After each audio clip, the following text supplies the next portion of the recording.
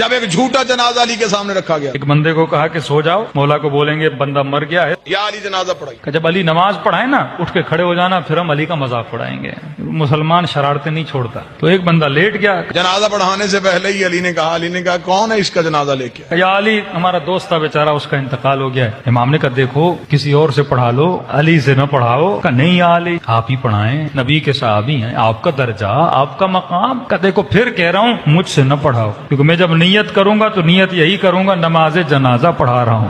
بہرحال انہوں نے اصرار کیا, مولا علی آ گئے. امام نے نیت کی, نماز جنازہ کی اور نماز پڑھانا شروع کر دی. یہ اس انتظار میں تھے ابھی اٹھے گا ابھی اٹھے گا. نماز ختم ہو گئی, اٹھائی نہیں. اور ایک جناب آگے بڑھا اور اس کو اٹھانے کی کوشش کی, بھائی اٹھ جاؤ نماز ختم ہو گئی, کہیں تجھے نیند تو نہیں آ گئی. علی مسکرائی, علی نے مصلی چھوڑ کے کہا صرف مرا ہی نہیں ہے, قیامت والے دن ہر کوئی اٹھے گا, یہ پھر بھی نہیں اٹھے گا. مولا یہ کیوں نہیں اٹھے گا؟ فرمایا اس کا بدن نہیں مرا, اس کی روح ہی مر گئی.